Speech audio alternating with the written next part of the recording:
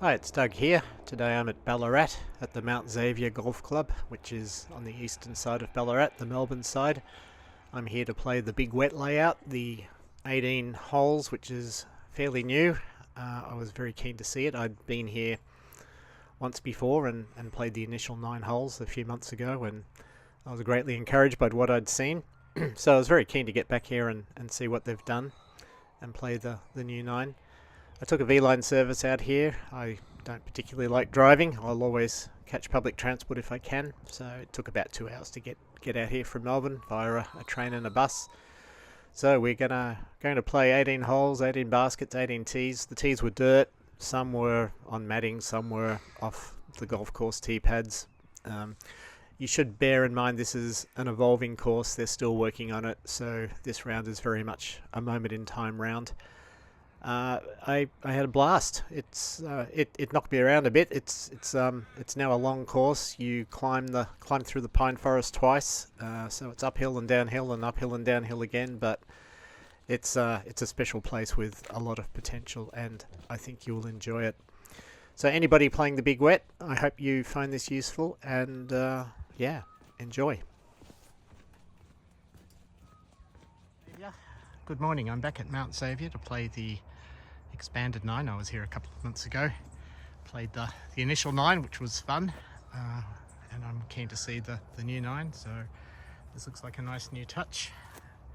Little tee pads here. So we have an 85-metre par 3 uphill, pretty steeply uphill onto a green. I don't think I'm going to reach this, so we'll just play this for par. I haven't thrown in a week. Tee pads look a little muddy. Melbourne's had 3 days of rain, so I assume Ballarat's had about 5 days of rain. It's cold, no breeze. We'll see how we go.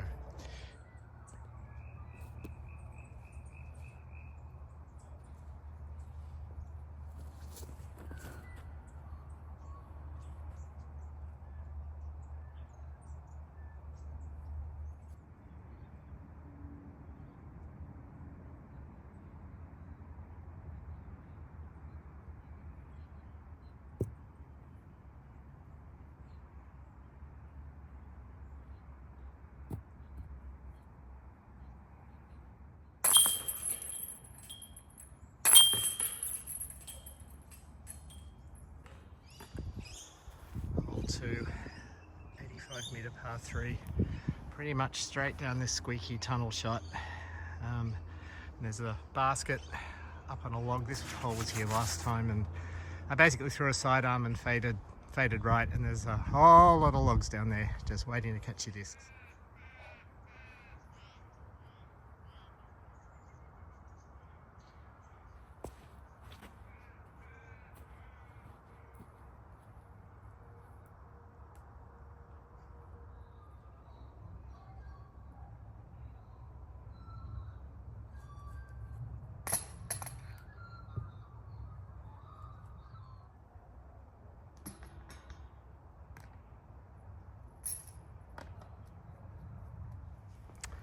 Hole 3, 150-metre par 4. I remember birdieing this both times. It's basically straight down there with a pushing, like understable hyzer.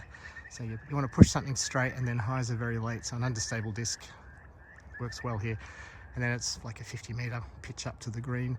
Elevated basket from memory, but it was pretty straightforward to birdie, touch wood.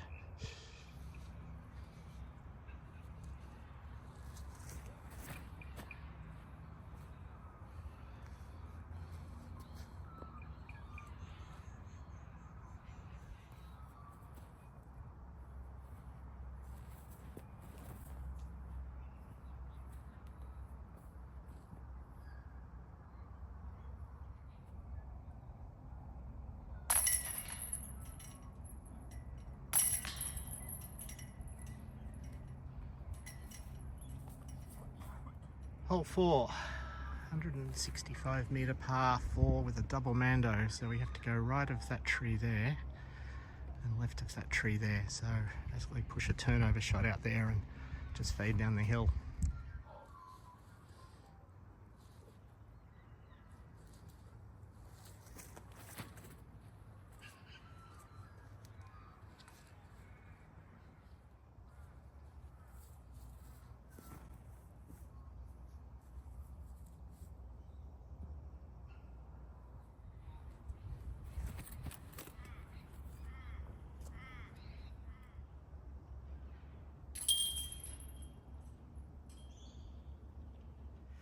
Right, -1 through 4, we'll take it. Hole 5 is an 80-metre par 3. Pretty much straight down through that gap.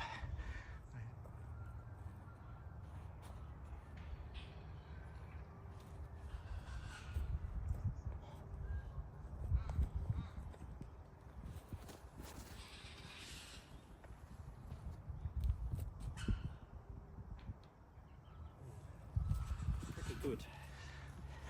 Yeah, absolutely thrilled. I might just hold the camera. It's too hard to find somewhere flat to put the tripod.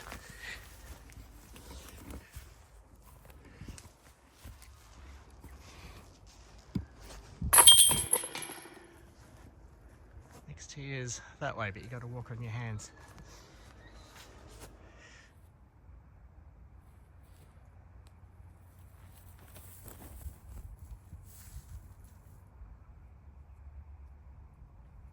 Oh, longer than it looks.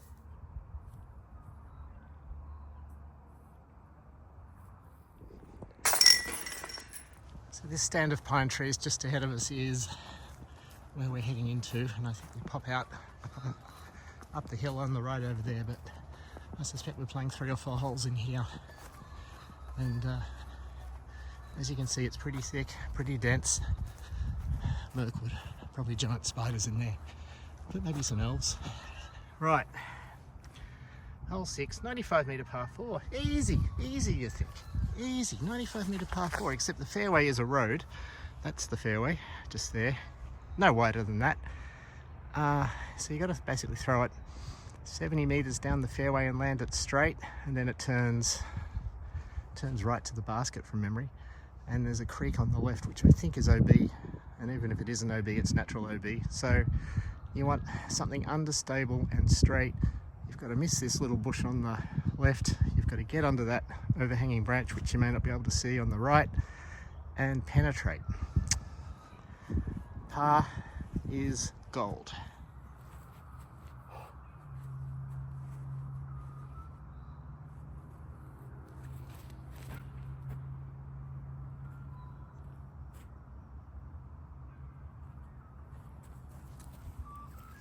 Let's throw my secret weapon, the David Heath Innova Atlas. I think Juliana Corver and myself are the only 2 people in the world who bag one.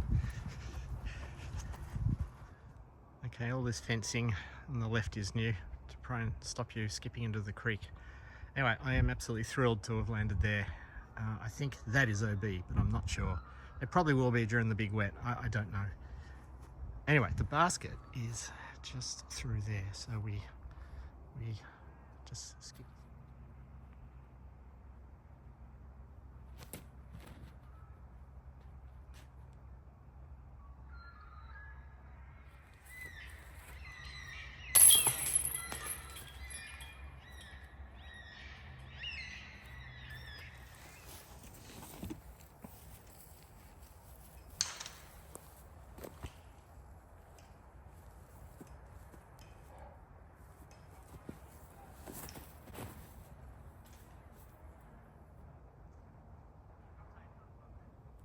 Got out there. I didn't hear it hit anything, so I'll take it.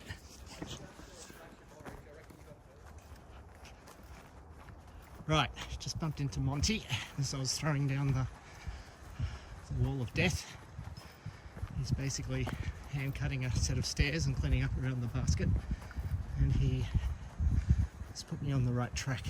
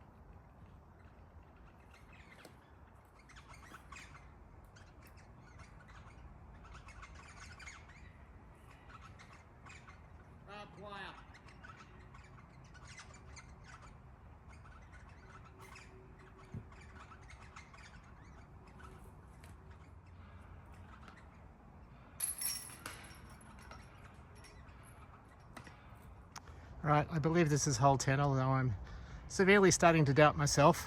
According to Udisc, we go up this tunnel, uphill, and it's almost like a 100-degree sharp turn to the left, almost back on yourself around to a basket, which apparently is over there somewhere.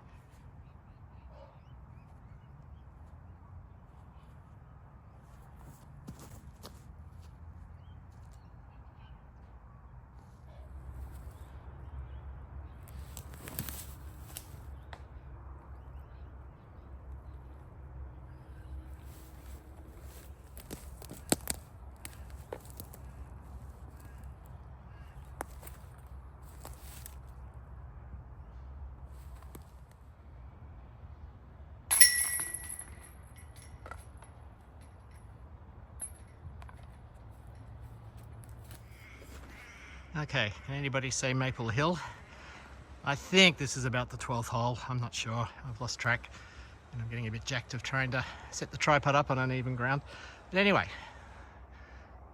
thread a needle straight downhill, and there's actually somebody down there. And the place is amazing. Just got so much potential.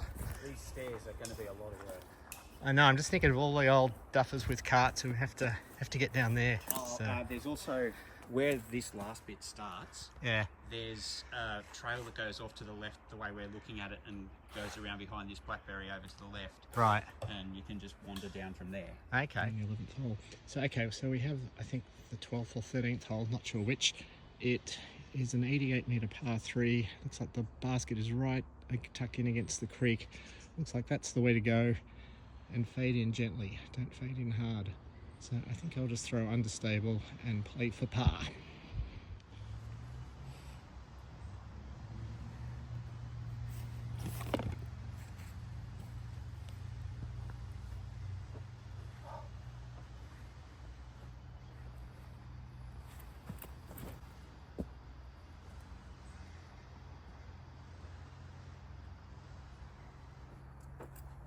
Two understable.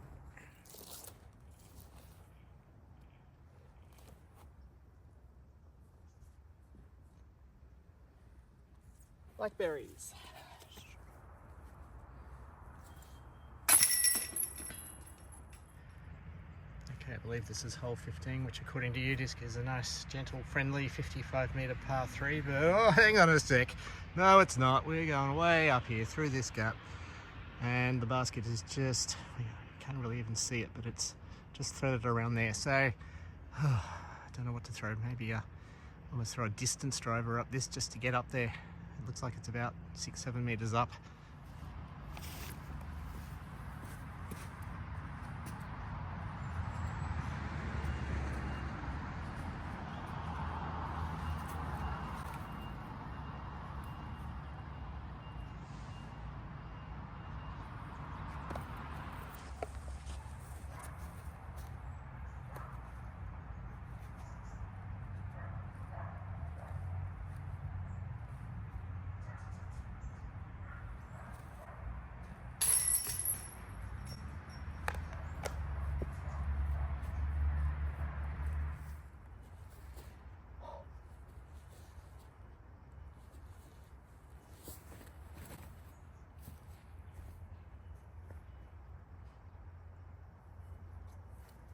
I heard bushes.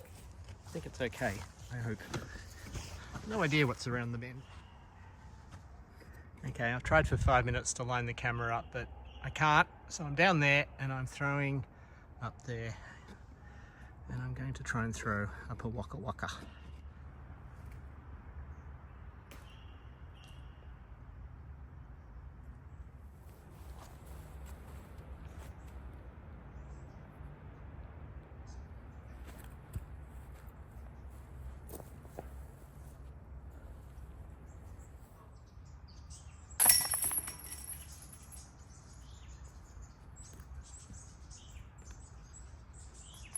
Right, hole 15, 111 metre par 4. I do not see the basket, but I assume we just go down this path, try and go 80 metres and see where we're at. I don't know where the basket is.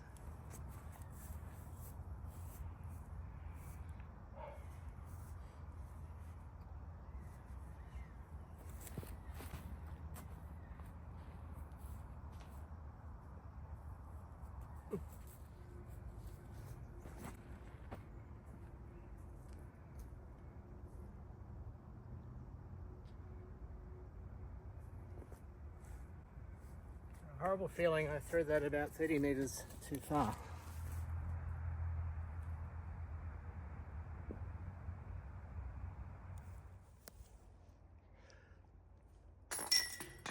Well, I'm out of the woods and the sun is shining. I don't believe it. I feel like I've been in the woods for 2 hours. Found Monty, who got my compass bearings sorted. So we're on to hole 16. This is a new hole again. Looks like about 140 metre par 4 with the basket somewhere on the right. I don't know where it is, but I suspect it's past the thickest of those pine trees down the right hand side. So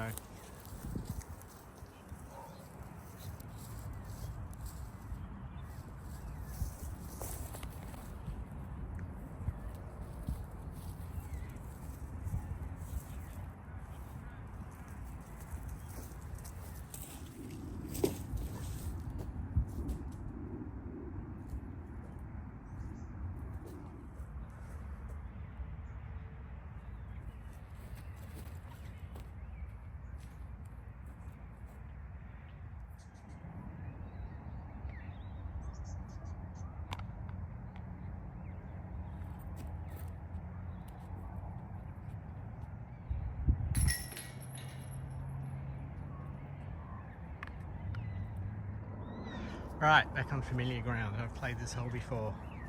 This is now hole 17. Ignore those signs, I've learnt that. It's a 90 metre par 3. Out through that gap, down to the right.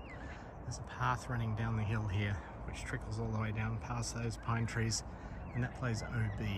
So, turn over if you have that in your skill set, or basically I think sidearm, but the ground does fall away towards the OB, so it does trap some discs, I suspect. But I'm just going to do a pushing sidearm and hopefully don't fade too much.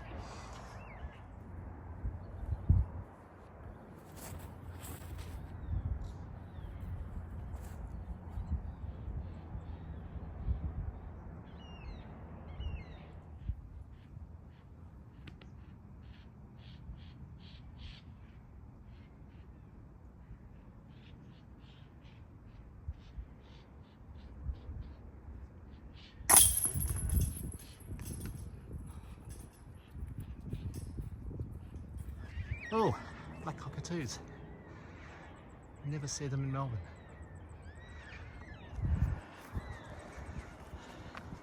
They're in the pine trees. They tend to absolutely shred pine trees. They are incredibly strong, large birds. Very rare in Australia now. Maybe that's the red-tailed. They look like white-tails, not sure.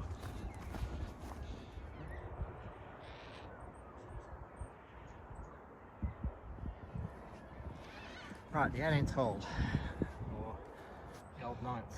So, the basket is over there, but we have to throw this way because that far right, that tree on the right there, is a mando. So we have to go right of that, land out on the fairway somewhere, and pitch up. It's a pretty easy par from memory. Potential birdie. I've just got to get the tee shot away without hitting anything.